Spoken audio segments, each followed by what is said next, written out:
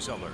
When I came into office, I promised to look at the world's challenges with open eyes and very fresh thinking. We cannot solve our problems by making the same failed assumptions and repeating the same failed strategies of the past. Old challenges demand new approaches. My announcement today marks the beginning of a new approach to conflict between Israel and the Palestinians.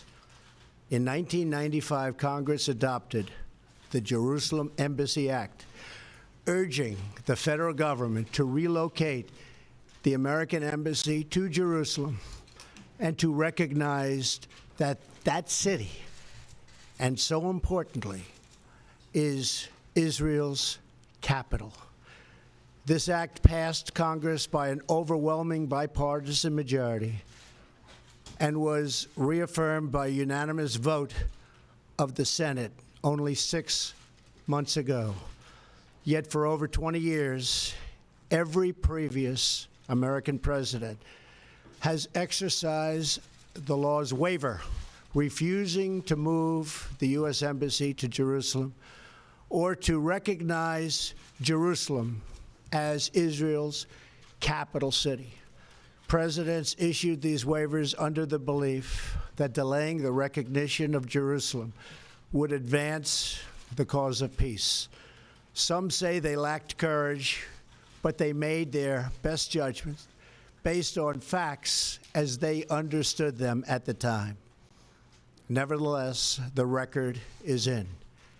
After more than 2 decades of waivers, we are no closer to a lasting peace agreement between Israel and the Palestinians. It would be folly to assume that repeating the exact same formula would now produce a different or better result.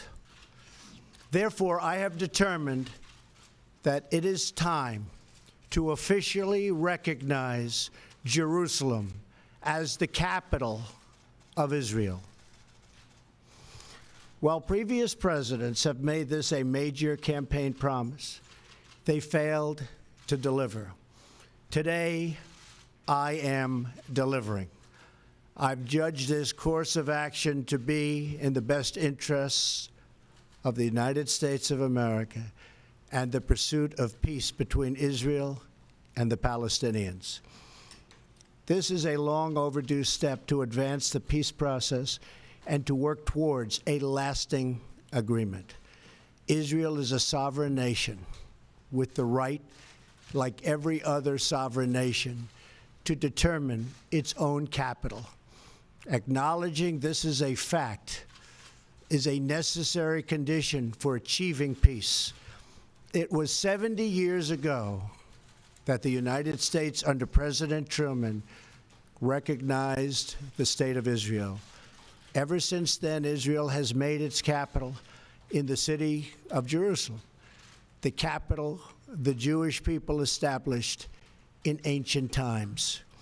Today, Jerusalem is the seat of the modern Israeli government. It is the home of the Israeli parliament, the Knesset, as well as the Israeli Supreme Court. It is the location of the official residence of the Prime Minister and the President. It is the headquarters of many government ministries. For decades, visiting American presidents, secretaries of state, and military leaders have met their Israeli counterparts in Jerusalem, as I did on my trip to Israel earlier this year. Jerusalem is not just the heart of 3 great religions, but it is now also the heart of one of the most successful democracies in the world. Over the past 7 decades, the Israeli people have built a country where Jews, Muslims, and Christians, and people of all faiths are free to live and worship according to their conscience and according to their beliefs. Jerusalem is today and must remain a place where Jews pray at the Western Wall, where Christians walk the stations of the cross, and where Muslims worship at Al-Aqsa Mosque. However, through all of these years, presidents representing the United States have declined to officially recognize Jerusalem as Israel's capital. In fact, we have declined to acknowledge any Israeli capital at all. But today we finally acknowledge the obvious, that Jerusalem is Israel's capital. This is nothing more or less than a recognition of reality. It is also the right thing to do. It's something that has to be done. That is why, consistent with the Jerusalem Embassy Act, I am also directing the State Department to begin preparation to move the American Embassy from Tel Aviv to Jerusalem.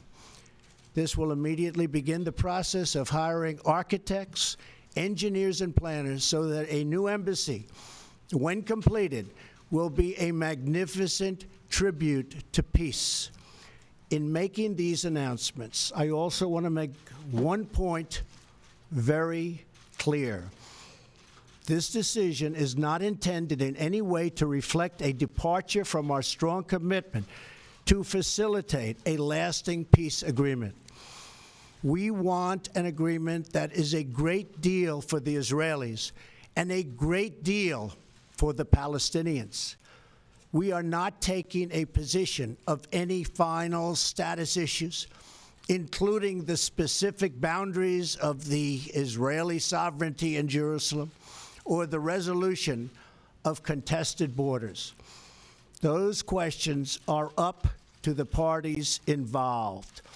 The United States remains deeply committed to helping facilitate a peace agreement that is acceptable to both sides.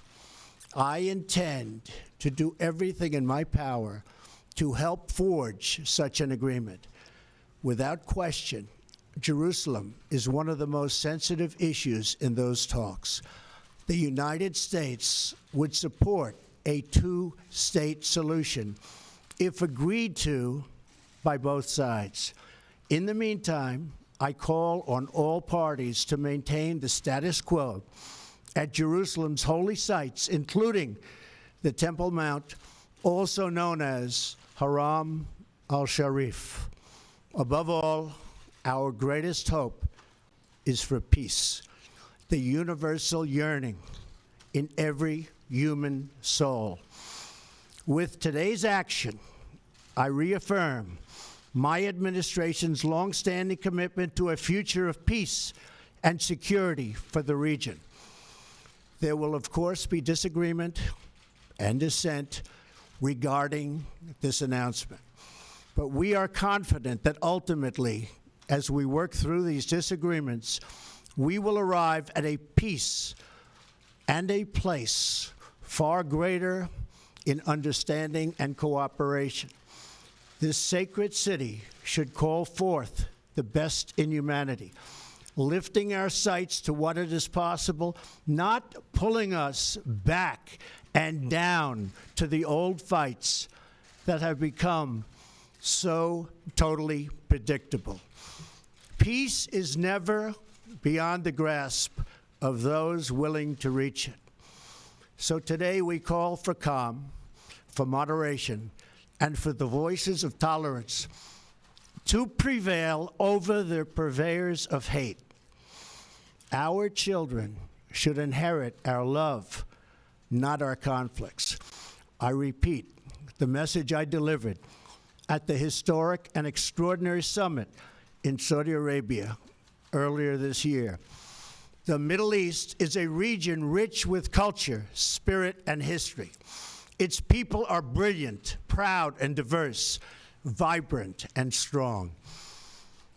But the incredible future awaiting this region is held at bay by bloodshed, ignorance, and terror. Vice President Pence will travel to the region in the coming days to reaffirm our commitment to work with partners throughout the Middle East to defeat radicalism that threatens the hopes and dreams of future generations. It is time for the many who desire peace to expel the extremists from their midst. It is time for all civilized nations and people to respond to disagreement with reasoned debate, not violence. And it is time for young and moderate voices all across the Middle East to claim for themselves a bright and beautiful future. So today, let us rededicate ourselves to a path of mutual understanding and respect. Let us rethink old assumptions and open our hearts and minds to possible and possibilities. And finally, I ask the leaders of the region, political and religious, Israeli and Palestinian, Jewish and Christian and Muslim, to join us in the noble quest for lasting peace. Thank you. God bless you. God bless Israel. God bless the Palestinians, and God bless the United States. Thank you very much. Thank you. That was President Trump's big announcement, making history there as the U.S. now recognizing Jerusalem as Israel's capital. Now, moments before he made this statement, leaders of major Christian denominations in the Holy Land appealed to President Donald Trump to rethink his expected decision to recognize Jerusalem as Israel's capital. They said in a letter that President Trump's steps will mean increased hatred, conflict, violence, and suffering in Jerusalem and the Holy Land. More news now will continue next.